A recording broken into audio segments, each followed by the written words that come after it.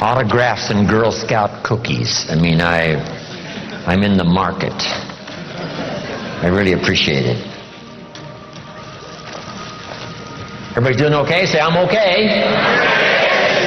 Does anybody have 5 pages of notes already? Okay, I'm sure you're filling up your book. I appreciate that. Okay, we've got a couple of more subjects now to get through, and we got just about 55 minutes to do it. So let's get started.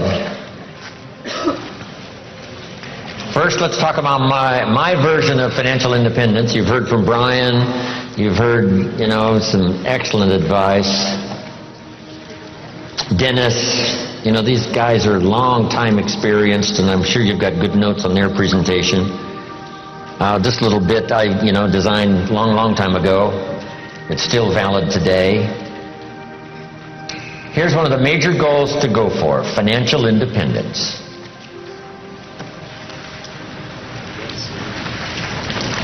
Every American's,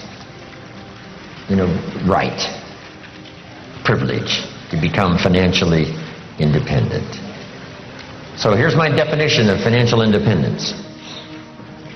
The ability to live, and I'll give you time to write it down. The ability to live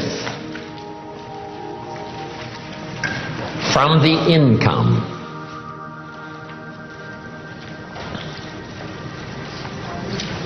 of your personally invested resources. The ability to live from the income of your personally invested resources.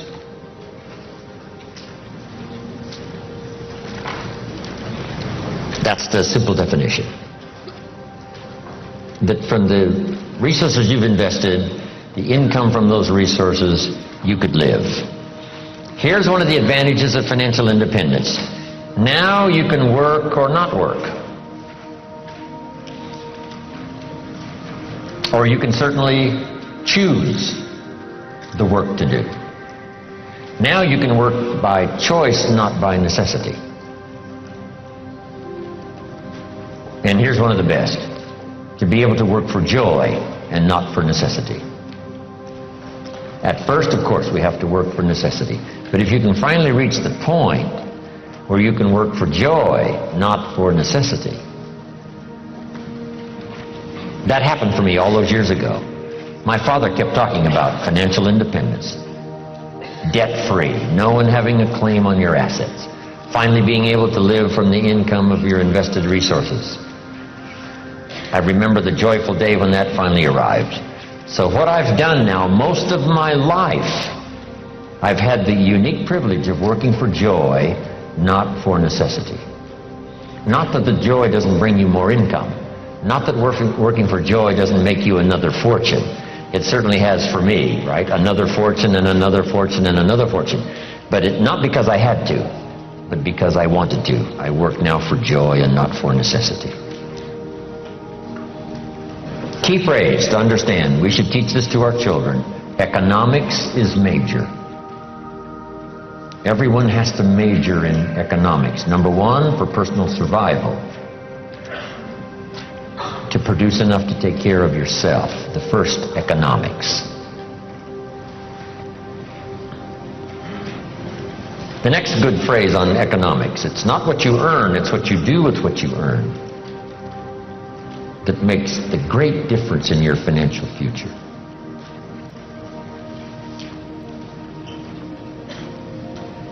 All of this is determined by your own philosophy. It's important early, and kids have to have a personal philosophy working even when they go to school. Here's a good definition of your personal philosophy: a guidance system. Your personal philosophy is a guidance system.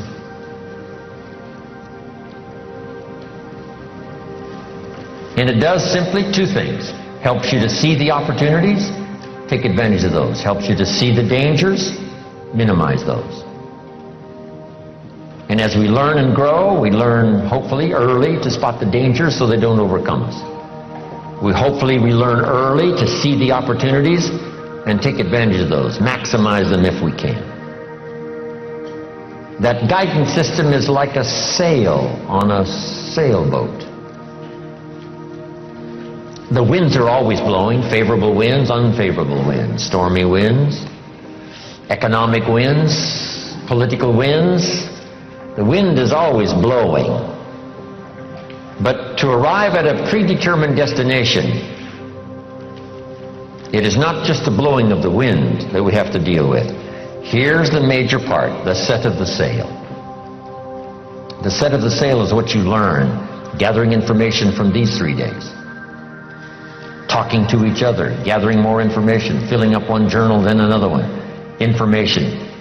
Guidance on how to trim the sail, set the sail.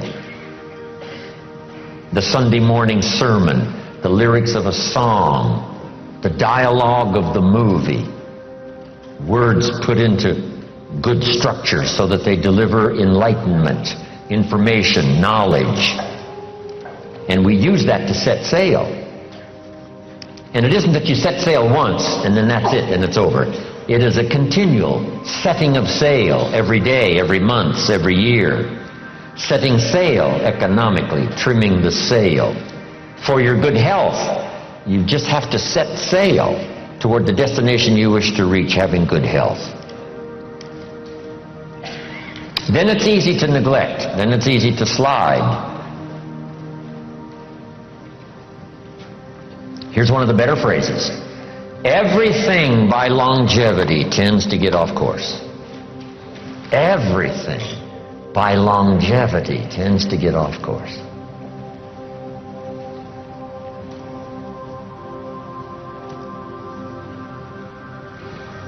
When the early astronauts made those trips to the moon, on the way to the moon, here's what they had to engage in: mid-course corrections. They look at all the gauges, and some solar winds that they didn't expect has pushed them off course as they look at the gauges. Now they must fire the little rockets to get the spaceship back on course. And it's especially critical if you're headed for the moon. If you're in an airplane and you miss Los Angeles and, make San Francisco, you're okay. But you can't miss the moon. And here's why. If you miss the moon, you can't get back. So just put this little note now. It's a pretty serious note. Some destinations are critical.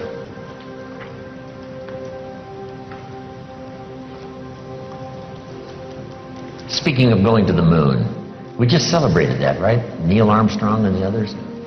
I met Neil Armstrong one time, a little talk he gave. Neil Armstrong, here's what he said in his little talk. Going to the moon was just a matter of solving a couple of problems. I thought, that's a simple way to put it. Problem number one, how to get there. And then you just figure that out, how to get there. Problem number two, what? How to get back. That's problem number two, and you just solve that. Now, he said, it's also critical not to leave until you've solved both problems. I thought that was classic. Wow, speeches and information give us so much to chew on, right? Because you know what I did in some of my enterprises? I figured out how to get in. I didn't figure out how to get out. And some cost me more than I wanted to pay. Just because I, too quickly figured how to get in, did not figure how to get out. Whether it's a lecture like we've engaged in here, hours and hours and hours, or whether it's a simple sermon, one of the most classic sermons I ever heard originated not far from here in the Crystal Cathedral. I used to do little speeches for the Positive Thinkers breakfast meetings at the Crystal Cathedral, before it was the Crystal Cathedral. Little sessions they had in the morning, right, where you could attend and hear some speakers. I used to do some of those speeches, 35 years ago, a long time ago. Possibility Thinkers Breakfast is what it was. His son, Sugar Jr., was giving a classic sermon one morning, and I was privileged to hear it. Here was the notes on his sermon. It's very brief, so I'll give it to you.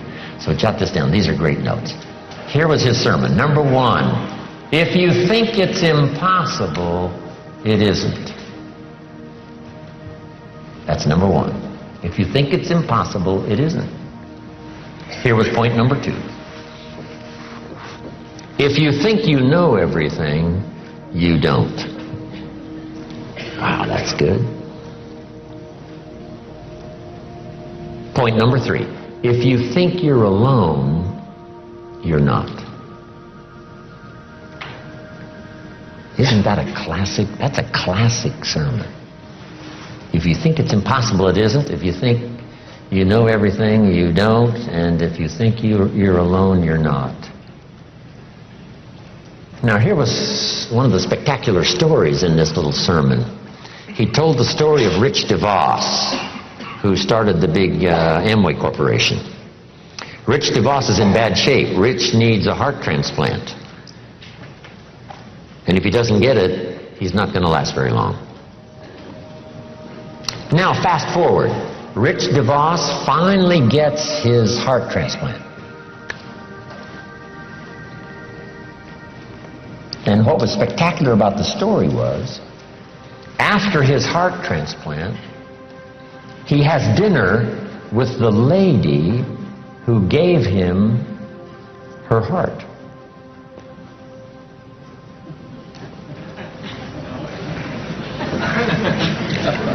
He has dinner with the lady who gave him her heart. You say what?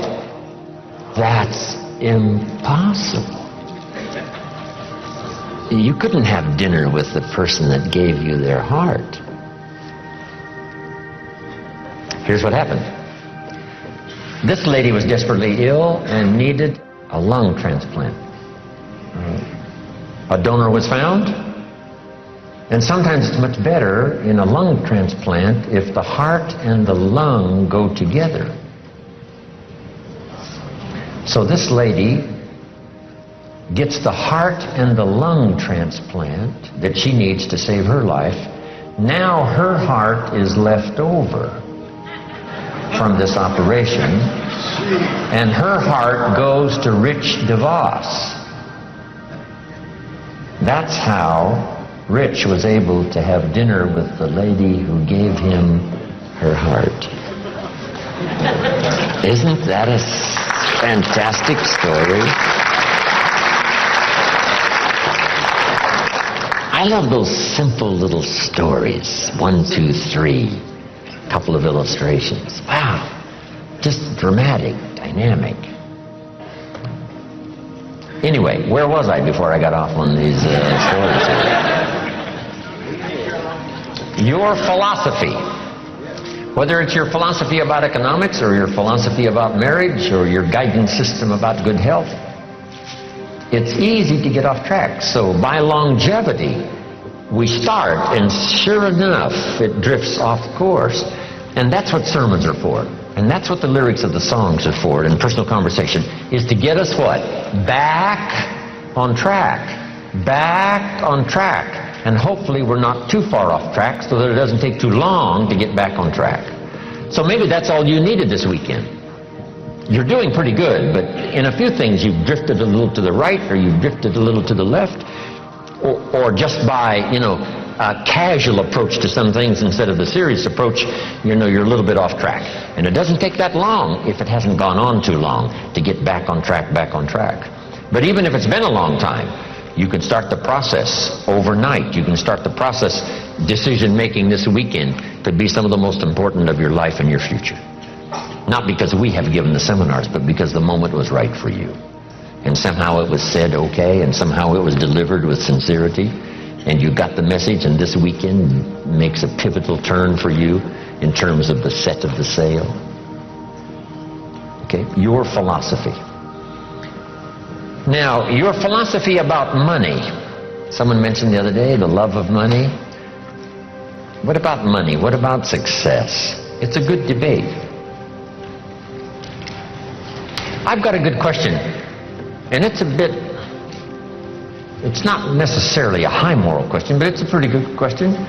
If you could do better, should you? That's not a bad question.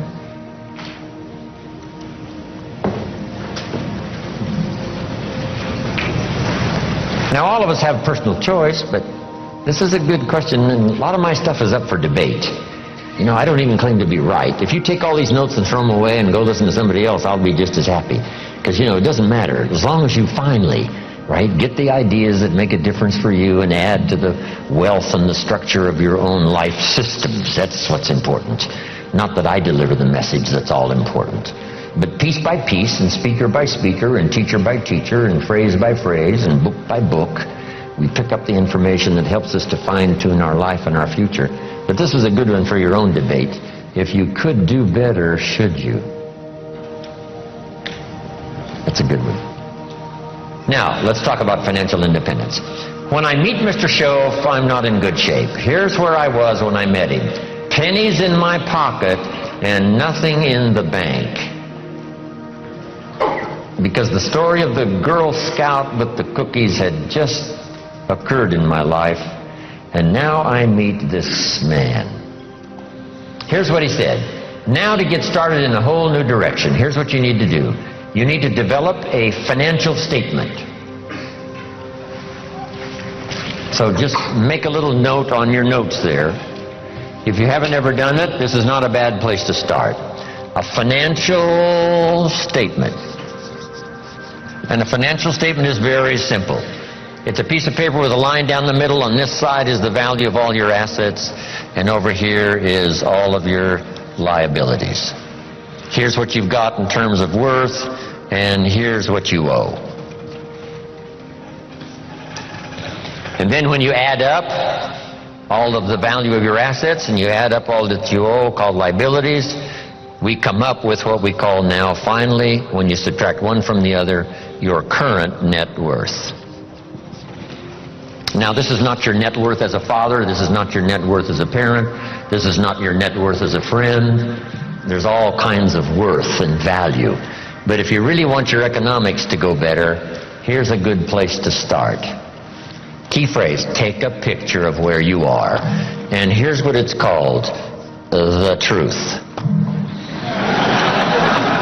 Now, you don't have to publish this in some local newspaper, right? This is all private stuff. But you have to say, you know, finally, there's no use kidding myself. I got to take a picture of where I am. I got to know how good it is, or I got to know what? I got to know how bad it is. I got to know how much I'm on the upside, or how deep a hole am I really in. So this is what I started. It was a simple little program of coming up with my current net worth. My liabilities, that was easy. I owed my parents, I owed. I made the third borrowing on my car, and he was threatening to come and get it, drag it down the road, rear end up in front of my neighbors. So I had plenty of liabilities. On the asset side,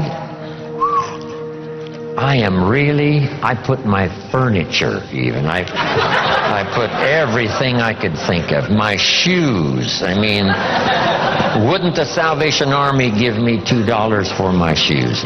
I mean, I am scrambling. And when I did this exercise, guess what it did? It really soberly gave me a current picture of where I was. And guess what? I was unhappy. But here's what's important about the truth. It sets you free. Number one, free to correct old errors in judgment. That's what the truth is for. To correct old errors. After 6 years, I started working when I was 19. And when I took a picture of where I was, it was not a very happy experience. So now, where do we go from here? In putting together a financial statement, realizing exactly where we are, no nonsense, this is the real deal. We don't have to share it with anybody, but we do need to know the truth for ourselves. Now here's what we need. Number one, perhaps a new philosophy. Let me give you sort of the simple philosophy of the rich and the poor. Here's the philosophy usually of the rich and the poor. Poor people spend their money and invest what's left. Brian talked a little bit about that, and there's usually what? Not much left. Here's usually the philosophy of the rich. The rich invest their money and spend what's left. It's just a little turn of semantics. But the little turn of semantics is like the turn of the set of the sail that takes you in a whole different direction. To wind up at a good place in 1 year, or a place, of average, mundane, where you don't really want to be. Just that little simple shift of philosophy. So here's the key. Think like the rich. Invest your money first, then spend what's left. Don't spend your money and invest what's left. Now the whole key is lifestyle, and Brian touched a little bit on that. When I gave this little class one time at a school class, the teacher said, you must not promise people that with a little bit of investment every month that they can, make their fortune, because people nowadays are overloaded. They're spending everything they make. Their standard of living is right up there. And I said, well, this is where it all begins. I said, could we think of someone, and this was a long time ago, of course, that makes $2,000 a month? She said, yes, no problem. We can probably find someone that makes $2,000 a month. What would this couple, this family tell you it takes to pay all the bills and just keep their head above water? And she said, well, $2,000. I said, could we possibly find somebody not far from here that makes $2,500 a month? Right? Maybe even both working combined. $2,500 a month, $500 a month more. What would this family say it probably takes to pay all the bills and keep your head above water? What would they say? Right? $2,500. So I said to her, what happened to this $500? How did it disappear? Wisely invested over some reasonable period of time, the return is unbelievable. And she said, I never thought about that. So jot this down. The money is always there, either to spend or invest. The difference in what you do with it is based on philosophy, not economy. It isn't the state of America's economy that makes the difference. It's the difference in your philosophy. Right? That illustration? Here's a book on how to get rich. It costs $20. Somebody says, well, a poor person can't buy that book. Say, no, it's only 7 Coca-Colas. And you either spend the money on 7 Coca-Colas or a $20 book that teaches how to get rich. So jot this down. Everybody has the money. Even the poorest of the poor. The key is how to spend it. The key is what to spend it for. And how you spend it. First, how you earn it is determined by your philosophy. Second, now, how you spend it is determined also by your personal philosophy. So what would be a good philosophy to follow? And this is the little simple form I want to give you on financial independence, wealth for the future.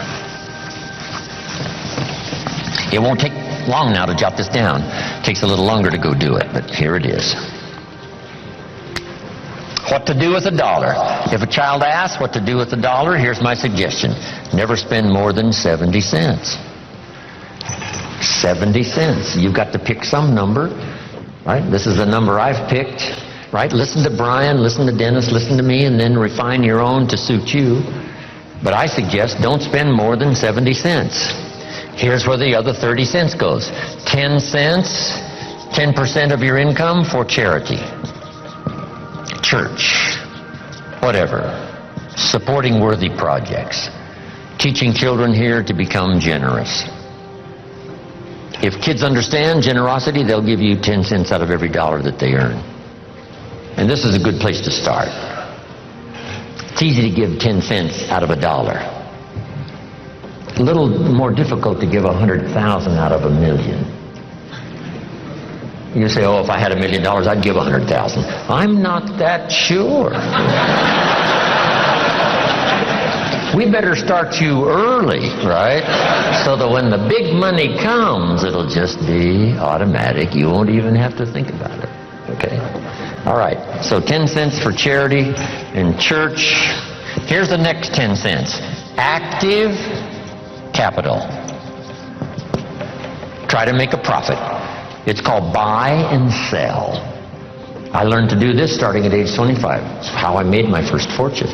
Buying and selling. Like the little boy who buys a bottle of soap for $2 and sells it for $3. Active capital means you try to make the profit. Buy a piece of property and improve it and sell it. Active capital. Keep saving up this active capital until you've got some to work with to buy and sell. Make a profit. Now the third 10 cents is passive capital, which means let somebody else use this 10%. You put this to work and see if you can't make a profit. This is to let someone else use it. You are the passive partner in providing the money. They are the active partner in seeing if they can make a profit and pay you dividends and stock increase and whatever. Interest. And that little formula is a good place to start. Now, you might not really be able to start there. I call this the ideal. Maybe by the time you've heard this, you're in such bad financial shape that you have to go here, 97, 1, 1, and 1. That right now you're in a trap. You're caught. And it's going to take you a while to get out. So right now you got to spend 97% of your income, right, for your living and lifestyle, because, you know, you're caught, you're obligated, you know, there's no way out. And then the rest of these now are just 1, 1, and 1. The key is to start with something. Now, Mr. Schoaf gave me a comment. It has served me all these years. Here's the comment. It's not the amount that counts, it's the plan that counts.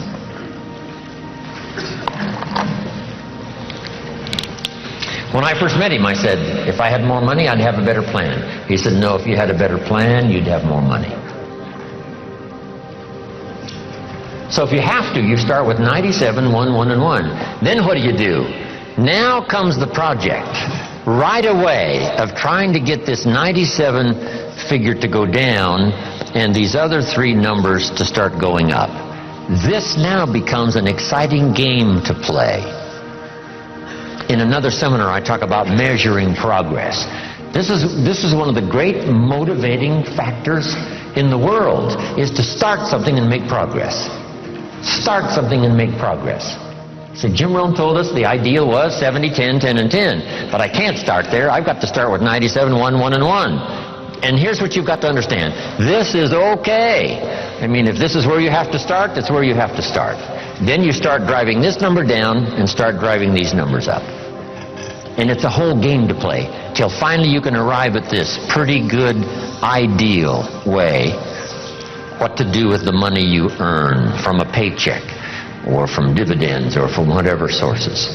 70, 10, 10, 10.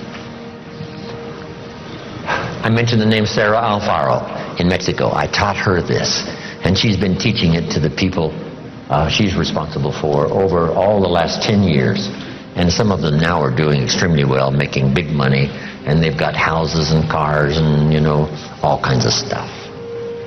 70, 10, 10, and 10.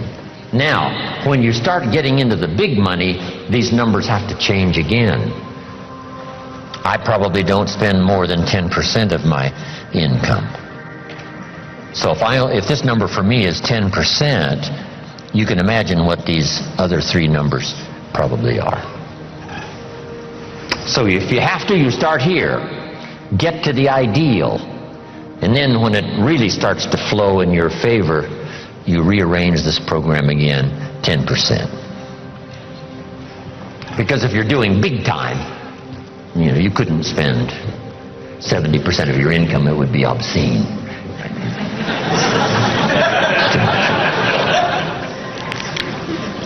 So just a little formula to follow. Now here's the wrap-up, and I've got to get to a few points on leadership before we finish. Here's the next one now. This is only a suggested plan. This is not written in any law. Most advantages and benefits for the future are not written in law. There's no law that says you must not have a heart attack. Where is it written? There is no law. That you must demand of yourself. There is no demand that you have a good financial plan that'll safely take care of your family for the future. There is no law. You could be careless and lose it all and finally have to be supported by the state. So there is no law that you must be responsible and have a good financial plan. You must demand it of yourself. So I'm asking you to make that note. It's what we demand of ourselves that counts. There's no law that says you must have a health plan that's going to make you extremely healthy for the next 10 years. There is no law. That you must demand of yourself. And those are the disciplines now that really start to count, the ones you demand of yourself. So, next, keep strict accounts. Keep strict accounts. Have you ever heard this expression? I don't know where it all goes. Did you ever hear that? Oh, we'd love to have you run our company. You don't know where it all goes. Did you ever hear this? It just gets away from me. Oh, we'd love to have you run the world. It just gets away from you? Okay. Will you make the note now? Keep strict accounts. This is for your own self-esteem, as well as safety and financial matters for the future. Keep strict accounts. You've got to do it, for the IRS. You've got to do it for the tax bill that comes due.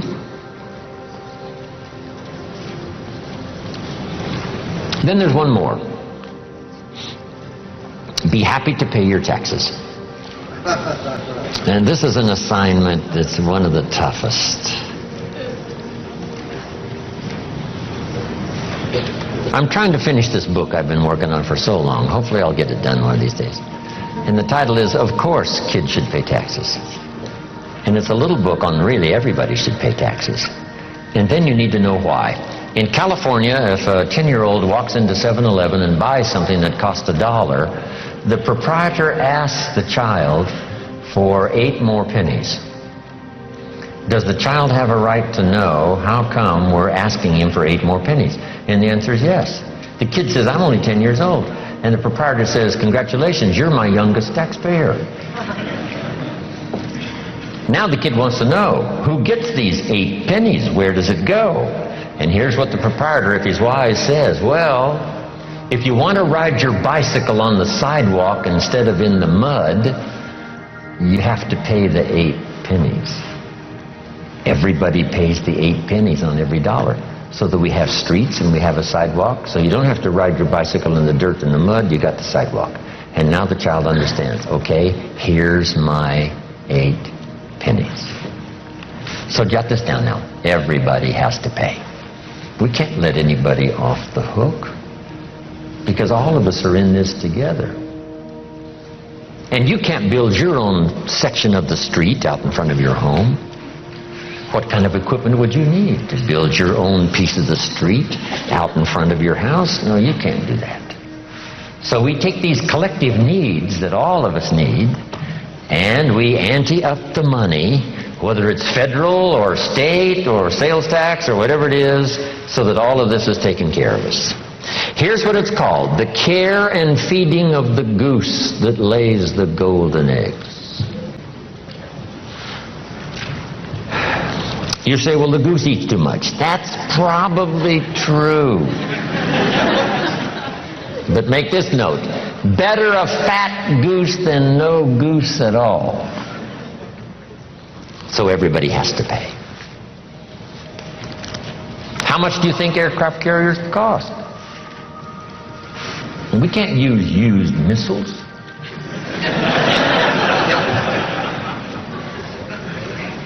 Here's where else the money goes.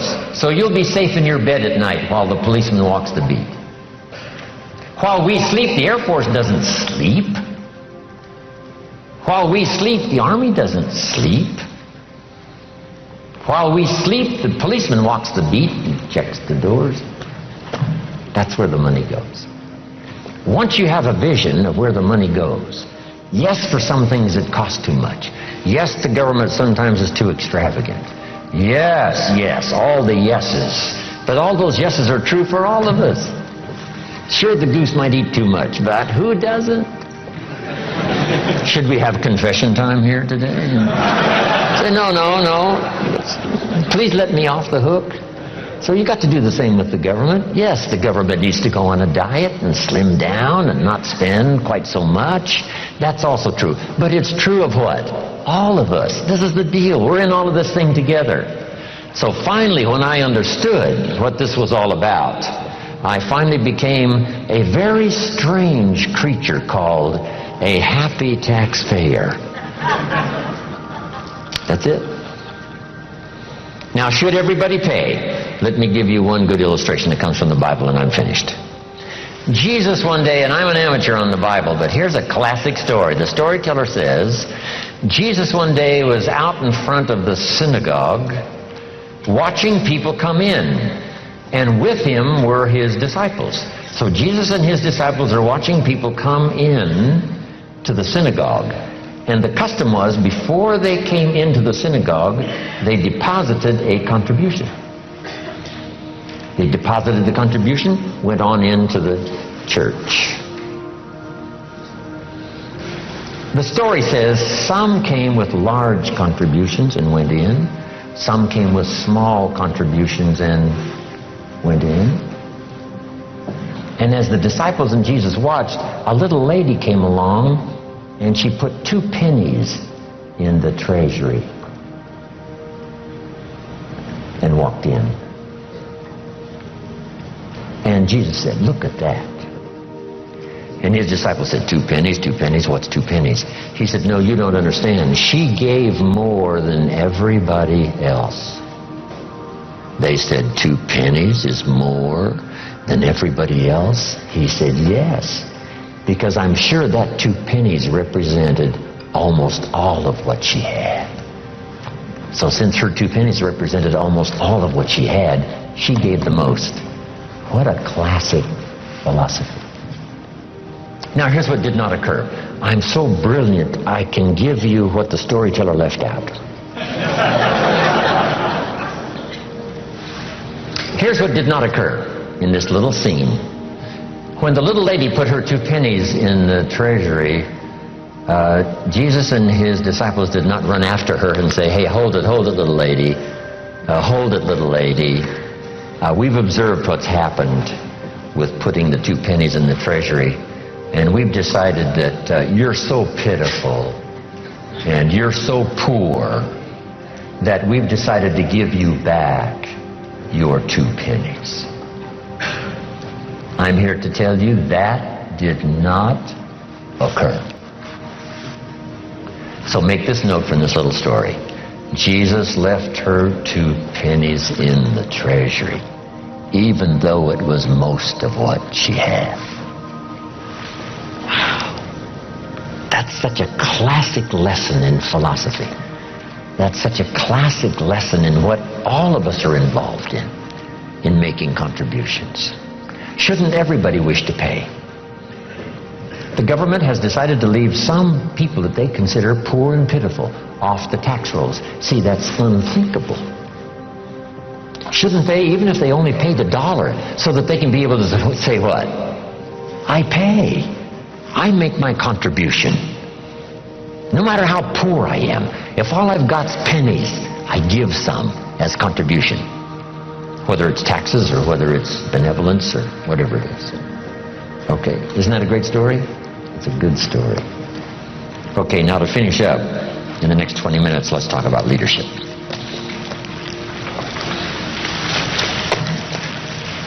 Wish we had a week. I've got all this stuff here.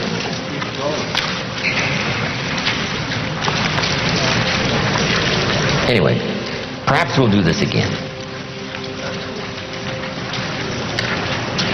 Leadership. I got a good phrase for you now on leadership to start with. Here it is. To attract attractive people, you must be attractive. We keep coming back to the same central theme. Personal development is the key to the better future. Success is something you attract. And to attract attractive people, you must be attractive. To attract dedicated people, what? You must be dedicated. To attract positive people, you must be positive. To attract loyal people, you must be loyal. To attract gifted people, you must be gifted. To attract sincere people, you must be sincere. It's a matter of attracting the people you want. That's really the key to leadership. Next, leadership is the big challenge of the 80s. Science, politics, industry, education, sales. Here's one of the most important leadership roles in the future: parenting. Parenting, mother and father.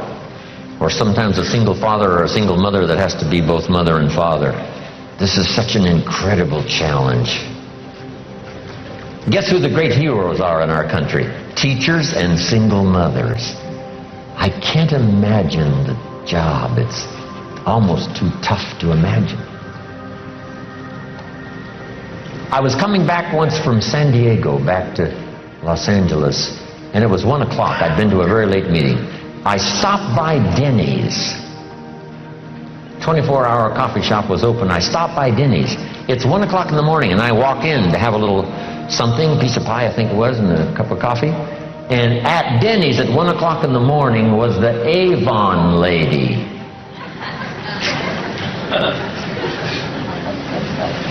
And she had a couple of waitresses around her, and she was showing the Avon products. 1 o'clock in the morning. When I finished my pie and coffee, I engaged her in conversation. I said, I have never seen an Avon lady at Denny's at 1 o'clock in the morning. She says, well, this is the best time. When the waitresses aren't so busy, and one at a time or two at a time, they can come and sit at my table, look at what I've got, and make purchases. I says, why do you do this? And she said, I'm a single mother with 2 children. Don't have to say any more, right? 1 o'clock in the morning at Denny's. This is called commitment of the best kind, right?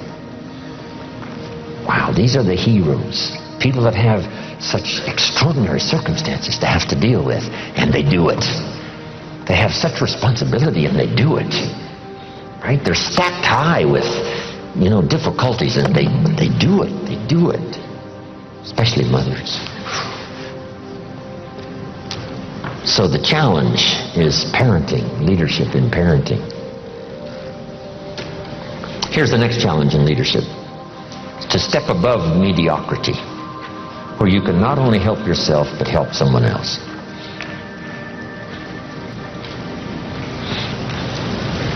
Now, here's the refinement of leadership skills. This is a good list to make. Be strong, but not rude.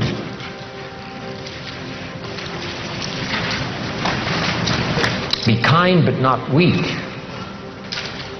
Strength we need, rudeness we don't need. Kindness we need, but not weakness. Some people mistake weakness for kindness. But don't do that for yourself. Next is to be bold, but not a bully. Refinement of leadership skills. Next is to be humble, but not timid.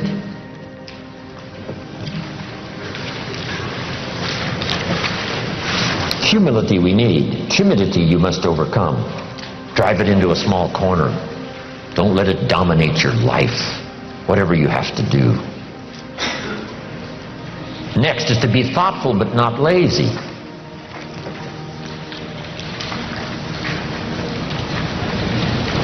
Here's a good one. To be proud but not arrogant.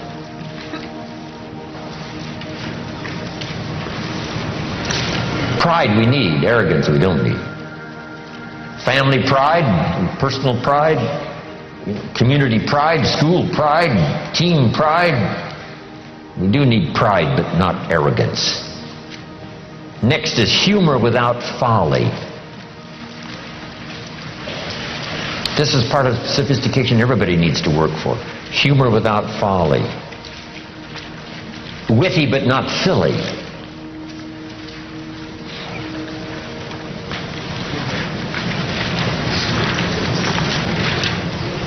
These combinations are sometimes really difficult to pull off. Here's what the old prophet said. This is a good one for your notes. Be as wise as a serpent and as harmless as a dove.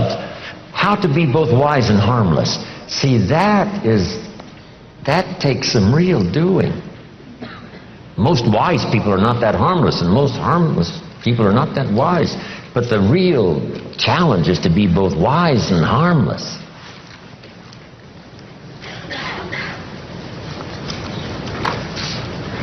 One of the writer of New Testament said, I've learned to be both ambitious and content. Now that is a real stretch. But here was his solution. To be content with what you've achieved and ambitious for more. Right? To engage in contentment with what you... If you're always discontented with what you've achieved or what you have, see that is the wrong malady. But if you're happy with what you've achieved, but ambitious for more, that's the key. Most ambitious people are not that content, and most content people are not that ambitious. But he said, here's what to strive for, to be both ambitious and content, to be both wise and harmless. Next, in leadership. Here's the major studies for leadership as you continue your journey. Number one, the study of possibilities. Play the what-if game. What if I had the resources to make the investment so my family would be secure and I had reached financial independence? What if? If you engage in the what-if game for the future, what if I took these extra classes? What if I developed these extra skills? What if I really disciplined myself to do more than I've ever done before? What could possibly be the outcome? Engage in that what-if game. What if I found the right people over the next 6 months? What could I possibly accomplish that I haven't accomplished so far? This is good, the what-if game. When I found an unusual financial opportunity, the first night I played the what-if game. By 3 in the morning, I'd made about $3 million. On paper. On paper. But jot this down, that's where it starts. What if I had 2? What if I had 5? What if I had 5 and they each had 5 and we all worked together for this common cause? What could we accomplish? Wow, just play the what-if game. And then that saves you from later having to play this game. If I'd only kept that piece of property instead of selling it. Years and years ago, I owned 10 acres in Carefree, Arizona. I bought it for $50,000 and I sold it for $80,000. I made $30,000. Here's what was tragic. I didn't need to sell it. It is now worth probably over $1 million.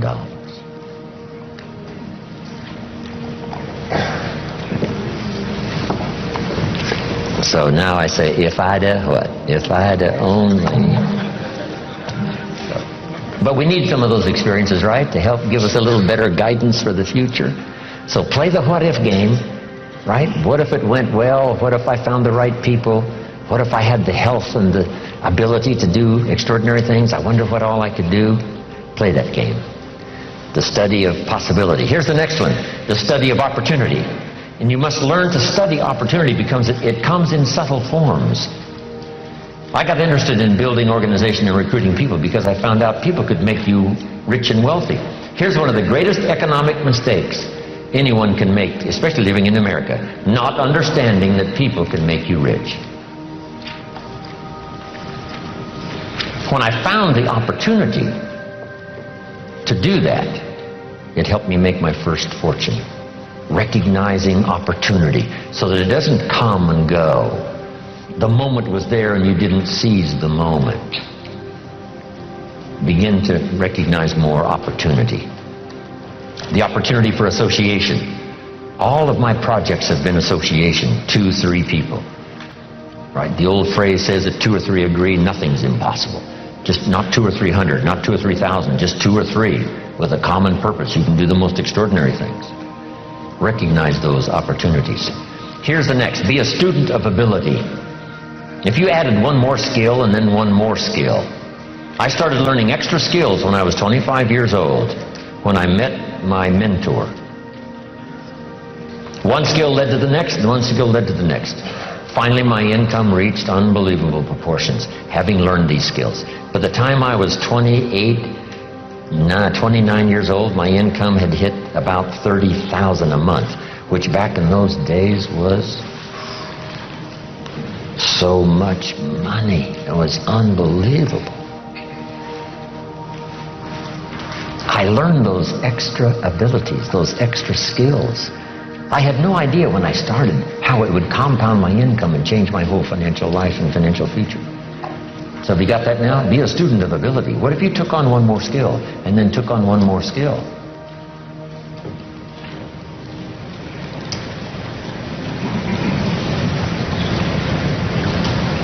Next, be a student of inevitability, which is called consequences that you don't want to suffer.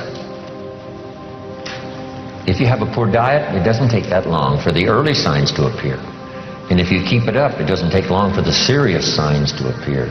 The consequences are too deadly. We must be students of inevitability. Yes, inevitability on the positive side, but most of us, can do that. But we must also study inevitability on the negative side. Consequences. If you're in a little boat on the River Niagara, on a little boat with no motor and no oars, and you're 100 feet from the falls, it's called inevitable. It's over. Somebody should have painted you that scene way upstream so that you wouldn't find yourself in such an inevitable position. Right? It's over before you reach the falls in a little boat with no motor and no oars 100 feet away. Now here's the next one. Be a student of rationality. Be able to put everything through your own mind and your own thinking process. Challenge yourself to think constructively. Here's the next one. Challenge yourself to do some new thinking.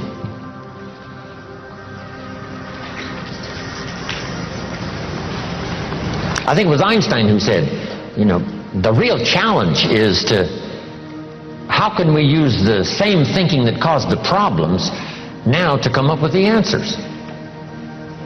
So here's what we have to do. Shift gears into some new areas of thinking, new ways of thinking how to solve problems.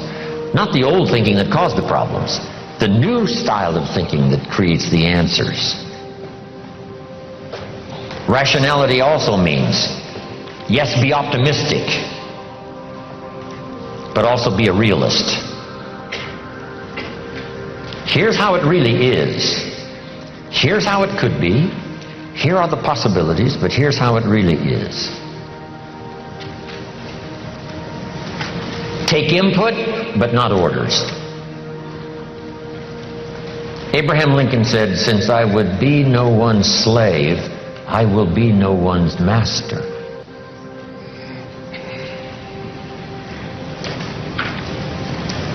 Be no one's slave.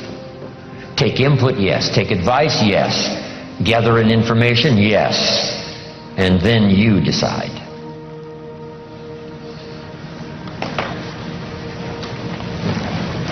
Now make this little list. This is a good list. 5 sources of inspiration. Number 1, deciding. Maybe some of you this weekend have engaged in the decision-making process that is going to send you home with a new phase of inspiration in your life. To start making whatever changes you need to make, amend the errors in disciplines and judgments. Deciding is so exciting once you've decided. Especially those major decisions that you know are going to have an outcome in spite of anything that can happen. Especially if you decide it like this. No matter what. See, that is You can't believe how self-confidence and self-esteem starts to serve you well when you start to say, no matter what.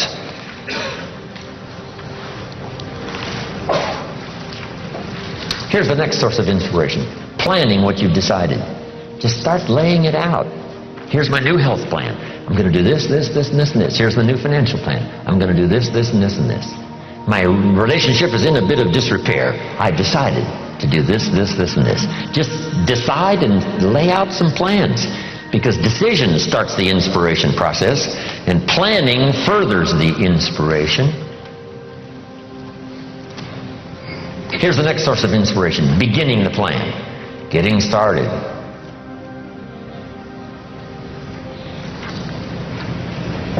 I taught this a long time ago. I haven't for a long time.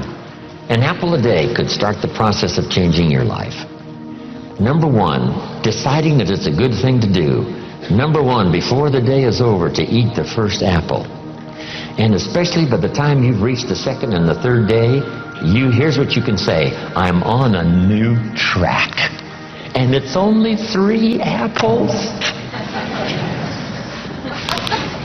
I'm never going back to the old ways. Munch, munch, munch. Third day, you could be inspired starting the third day by deciding, first apple, second day, apple, and you can say, hey, I've got this down. This is going to do it for me. And it can be just that simple. Life-changing decisions, making plans, getting started, following through. Doesn't have to be something profound. You don't have to build a city to get inspired, or to prove to somebody, or especially to prove to yourself, that you're on a better track. You're now walking a better path, and the outcome is going to be dramatic and powerful. Key. So then that's the next one. The first source is deciding, the next one is planning, the next one is beginning. Here's the next one: progressing, staying at it. By the time you've finished that first week on a new plan, you'll be so excited. By the time you finish the first 30 days on a new financial plan, regardless how little the progress, the inspiration will continue to grow. Your self-esteem will soar. Then, of course, here's the fifth source of inspiration, and that's finally achieving. Not achieving everything. We cannot do that. We can't achieve everything at once. But we can work on this project and achieve that. Work on the next project and achieve that. We set up this goal and we achieve that. We set up a production goal and we hit it. We set up a goal to increase our income. Within 90 days we had arrived at that new figure. Achieving. Wow. Now in your development as a leader, make these good notes.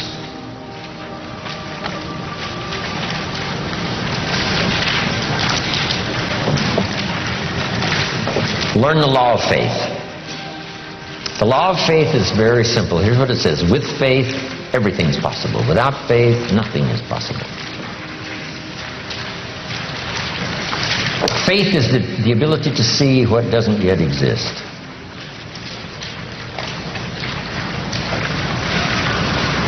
Faith is the ability to believe that it's possible. Faith is not like tangible, but it is so close to real, we call it a piece of the real.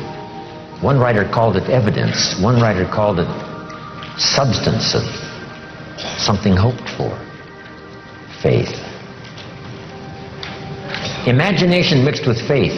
Now, as a leader, no telling what you can accomplish. As a father, no telling what you can build. When I built my first house for my family in Idaho all those years ago, I used to take friends of mine out to the vacant lot and show them through the house. Is that possible? Sure. Yes, of course. I used to say, here's the 3-car garage, and they would look and say, yeah, this will hold 3 cars. The house that wasn't there, I described it so well they could see it. I could see it. Isn't that what the artist does, that puts together the artist's rendering and says, this is the house that isn't there? Say, no, the house isn't there. Say, no, yes, this is the house. So I'd take, my friends on a little journey through the house. This is the fireplace. It's got bricks on one side and it's got white stone on the other side. They would say, wow, what a fireplace. And I'd take them through the bedrooms, the whole thing. Here's this kitchen with a view window. In the kitchen where you can see this incredible view. And they would look out the window. I described that house so well. One day, one of my friends bumped his elbow on the fireplace. I'm telling you. Here's what you must do as a leader, especially as a parent. You must be able to see the future. You must be able to design it. Yes, see it as it is. But here's the next step of faith. See it better than it is. If you see it better than it is now, that's the vision. That takes faith. Then here's the third step. We've talked about it so often during these 2 days already. See it better than it is. Believe it can be better than it is. And number 3 is make it better. Go to work.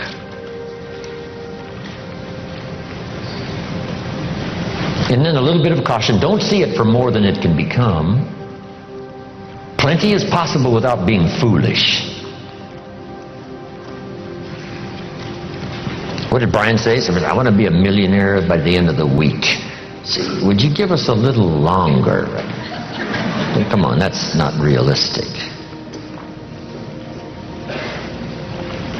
There's a thin line between faith and folly. And that's a good one not to cross. Plenty is possible without being foolish.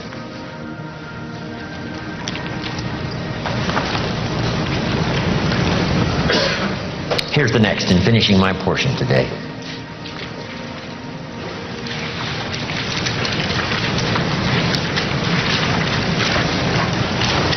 I did a little talk one time on what made me wealthy. And here's what I covered. We did a little bit of it on lifestyle.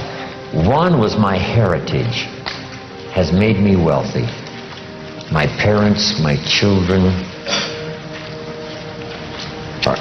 my parents, my books I didn't write that I read. What makes me rich is my country that has so much to offer. If I don't take advantage of it, it's my fault. I get to settle some accounts in courts I didn't construct. Send my children to schools I didn't build. All part of my heritage. I jump on an airplane I didn't construct. Talk on a telephone I didn't invent. You could just go on and on with this list. The things we've been blessed with that were not the work of our hands, but were the work of many hands and geniuses that put it all together. That whole heritage list is so extraordinary. If you take the time to do it, you'll become so inspired by what you've got and what serves you so well that you didn't put together, somebody else did. Somebody else paid the ultimate price. For our freedom in America, many paid the ultimate price, World War II especially. 50 million people lost their lives World War II fighting for freedom, trying to stop the Hitler Nazi machine and then communism. Wow, and here we are. It's all handed to us, and the lights are on, and the place is ready, and the seats are here, and the tables are here, and the speaker has arrived. Wow, what gifts we have. Next, I said I'm wealthy because of my experiences. The places I've gone and the people I've met and what I've experienced has made me rich. We sometimes hear this expression, he has a wealth of experience.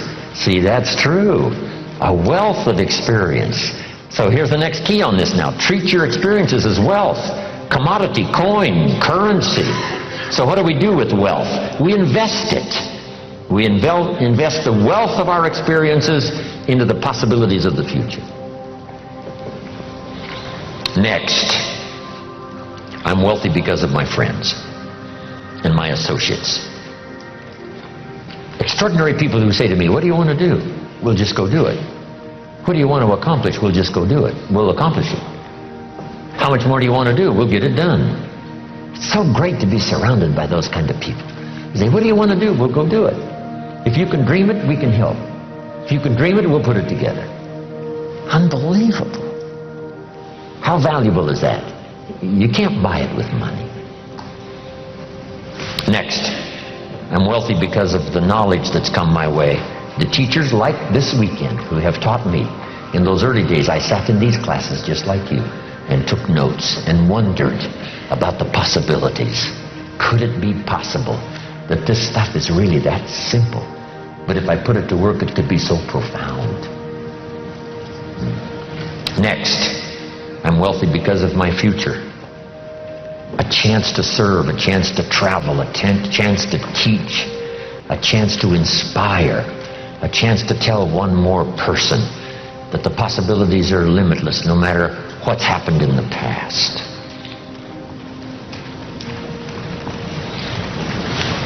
Next, relationships that are extraordinary. Marriage, friendship, those great experiences that have served us all so well. Here's the next. And we've written this somewhere, and some of you may already have it. It says, let others lead small lives, but not you.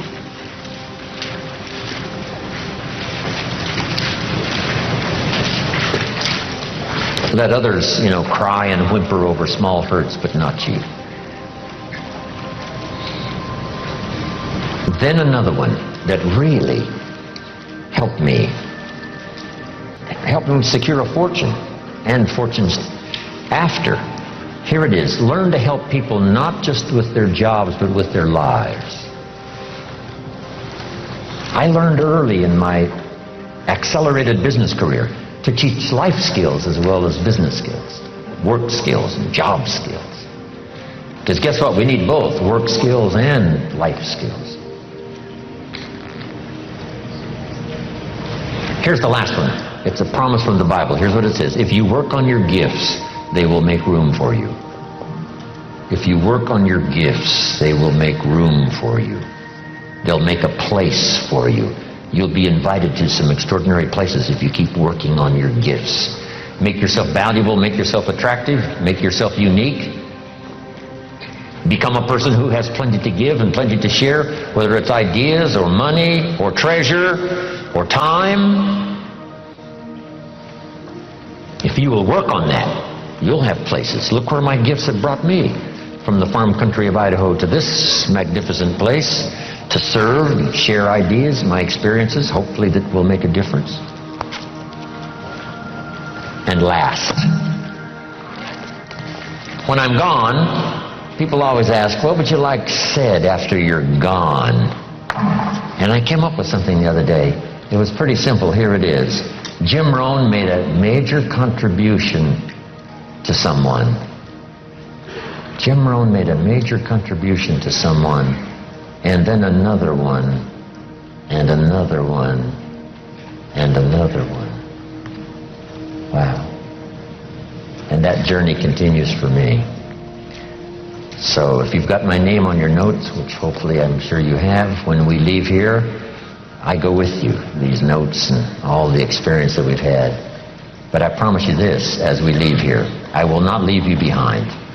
I'll take you with me in my thoughts and in my heart. Thank you very much. God bless.